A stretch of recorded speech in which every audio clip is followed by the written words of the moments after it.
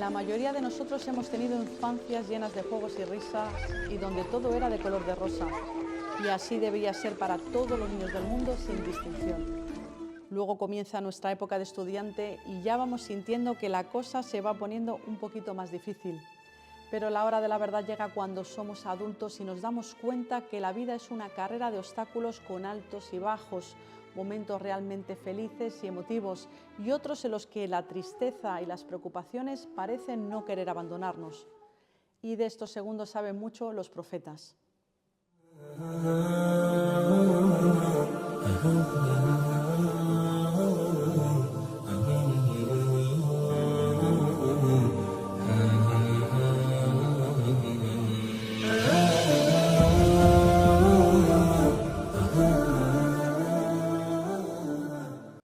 Salam alaikum, ¿qué tal estáis? Bienvenidos a La vida de Mohammed, un programa de Canal Fasila. Una gran ilusión llegó a la vida del enviado, que la paz y las bendiciones de Dios sean con él, en el año 8 de la emigración. Unos 20 años después del nacimiento de su hija pequeña, Fátima Sara, Dios esté complacido con ella, Dios bendijo a su profeta con la llegada de un bebé. Imaginad su alegría. Después de tantas dificultades, de haber enterrado casi todos sus hijos, dos de ellos, Abdullah y Al-Qasim, cuando eran tan pequeñitos, y sus queridas hijas con las que tenía una relación tan entrañable a una edad tan joven, quedando únicamente Fátima Sara, que siguió a su bendito padre poco después. También sufrió la marcha de su hijo adoptivo, Zayd ibn Haritha, Dios esté complacido con él, al que quiso y crió como un hijo más. El profeta Mohammed, que la paz sea con él, había experimentado la orfandad y la pérdida a todos los niveles. Fue huérfano de padre desde antes de nacer. Falleció su madre cuando él tenía solo 6 años y su abuelo 2 años después.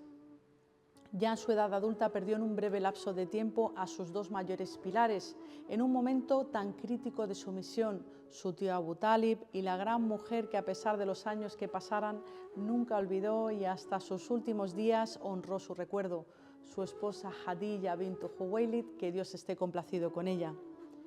Estas dos pérdidas le marcaron tanto que ese año se es dado a conocer como el año de la tristeza.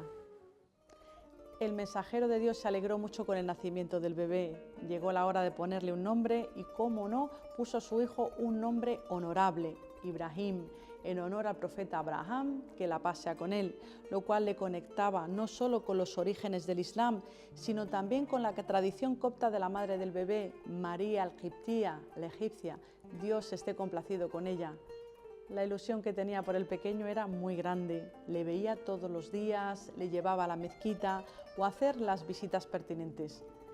Pero esta felicidad duró poco. Cuando Ibrahim tenía aproximadamente año y medio, cayó muy enfermo. El enviado de Dios, que la paz sea con él, le veía a diario y se quedaba durante horas acompañándole en su convalecencia. Pero Ibrahim no pudo superar la enfermedad y murió.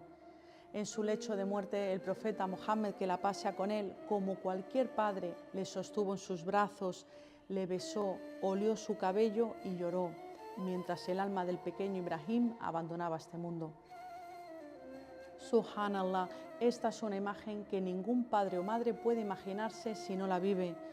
Hoy en día estamos viéndolo a diario, sin salir de casa, a través de nuestras pantallas de televisión o el móvil. ¿Cuántos padres y madres hemos visto cogiendo los cuerpecitos sin vida de sus hijos en Palestina y haciendo este mismo gesto? Quizás intentando preservar en su recuerdo el olor de sus pequeños, un profundo sufrimiento acompañado de una espectacular resiliencia, sin proferir improperios ni un por qué yo, salvo elevar la mirada al cielo y clamar justicia.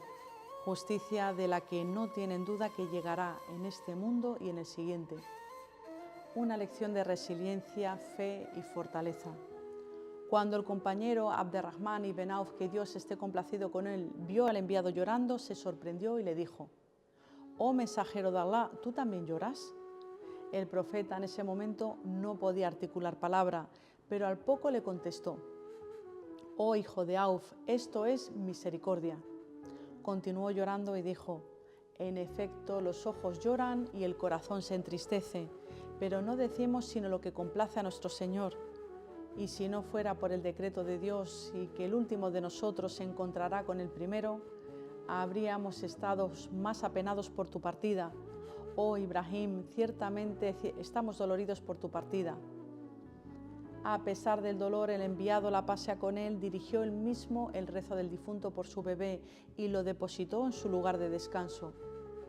El profeta Mohammed, que la paz sea con él, era al fin y al cabo un ser humano que sentía como nosotros y mucho más. Se alegraba cuando tocaba y sufría ante cualquier desgracia, ya fuera propia o ajena. Y en cómo reaccionaba a ambas situaciones es donde vemos su grandeza, su ejemplo en cómo manejar la pérdida y aceptar el decreto divino con paciencia y confianza en Dios Altísimo. Dice el misericordioso en el Sagrado Corán: y tened por cierto que os pondremos a prueba con temor, hambre, pérdida de riquezas, personas y frutos. Pero anuncia buenas nuevas a los pacientes, a aquellos que cuando les ocurre alguna desgracia dicen: de Dios somos y a Él hemos de volver. Bendiciones de su Señor y misericordia se derramarán sobre ellos. Esos son los que están bien guiados. En aquella época había personas que les podía chocar ver cómo se comportaba el mensajero de Dios, paz y bendiciones, ya no solo con sus propios hijos y nietos, sino con todos los niños en general. Cómo se tomaba el tiempo de saludarles, de sentarse a su lado para escuchar sus necesidades, cómo tenía en cuenta sus sentimientos e incluso era habitual verle jugar con ellos. Dijo el enviado: no pertenece a nosotros quien no tiene compasión con nuestros menores ni respeta a nuestros mayores. Tenemos 1000 ejemplos en la sira. Un día estaba el profeta, que la paz sea con él, sentado con un hombre, y éste se extrañó de ver que besaba a su nieto Al-Hassan, que Dios esté complacido con él, y le dijo: tengo 10 hijos y nunca he besado a ninguno de ellos. El enviado lo miró y le contestó: quien no muestra compasión no será tratado con compasión. El mismo trato tenía con sus hijas. Cuántas narraciones en las que vemos que cuando entraba su hija Fátima Sara, Dios esté complacido con ella, su santo padre se levantaba a recibirla, le cedía su sitio, besaba sus manos y era la última persona de la que se despedía cuando salía de viaje y era la primera que visitaba al regresar. A las pocas horas del fallecimiento de Ibrahim hubo un eclipse solar y la gente empezó a decir que era un milagro, que el sol estaba triste por el dolor del profeta por la muerte de su hijo. En esa situación era comprensible ver a gente hacer esa vinculación. ¿Qué creéis que habría hecho un falso profeta? Qué fácil habría sido aprovechar la oportunidad para reforzar su estatus de enviado de Dios, ¿verdad? Podría haber aumentado su credibilidad y así ganarse más seguidores, pero nuevamente dio una lección de integridad moral y lo negó.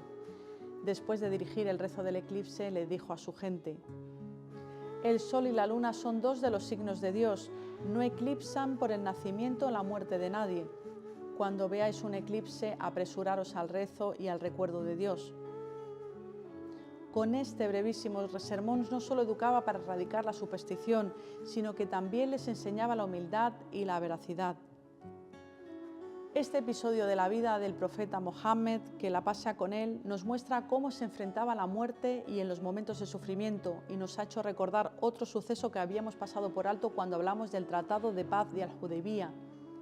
A la vuelta a Medina de este viaje, el enviado de Dios, que la paz sea con él, sorprendió a sus compañeros tomando un camino distinto a la ruta habitual y se introdujo en el desierto acompañado de unos 400 sahabas sin mediar palabra, sin decir el motivo del cambio de trayectoria. En un punto en concreto pararon y bajaron de sus camellos en mitad de la nada y caminaron hasta una tumba. Por fin el misterio se iba a desvelar. El mensajero, paz y bendiciones, explicó a sus compañeros que allí estaba enterrada su querida madre, la señora Amina, y que había pedido permiso a Allah Subhanahu wa Ta'ala para visitarla. Su madre había muerto cuando él era muy pequeño, en el camino de vuelta de Medina a Meca, pero su cariño hacia ella no había disminuido.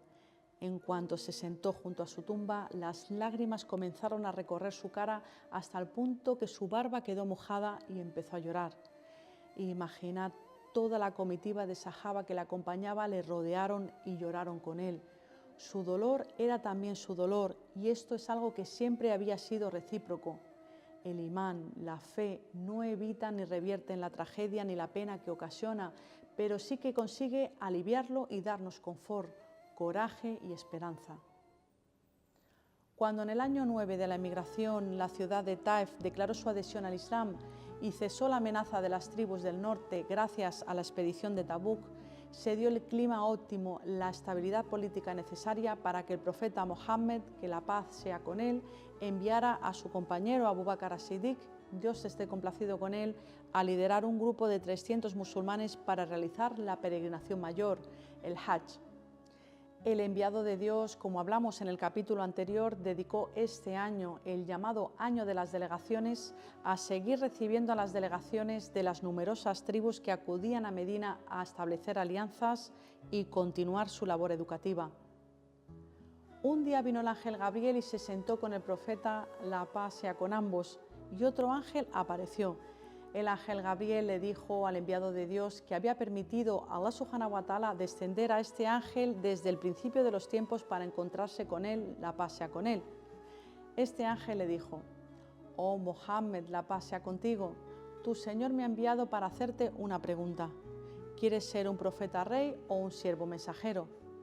Jibril, Gabriel, que la paz sea con él, le hizo un gesto sugiriéndole que eligiera la posición de siervo mensajero, y eso fue lo que decidió. Desde el comienzo de la revelación, el mensajero, la paz sea con él, vivió una vida muy austera. Su casa y sus ropas eran muy humildes y podían pasarse días y semanas sin que se encendiera en su casa un fuego para cocinar o comiera un pedazo de carne. Para él, que la paz y las bendiciones de Dios sean con él, la mejor posición no era ser rey en este mundo, sino siervo de Dios y mensajero de su guía. Sus miras estaban puestas en la vida eterna, en su misión profética y en el bien de todos.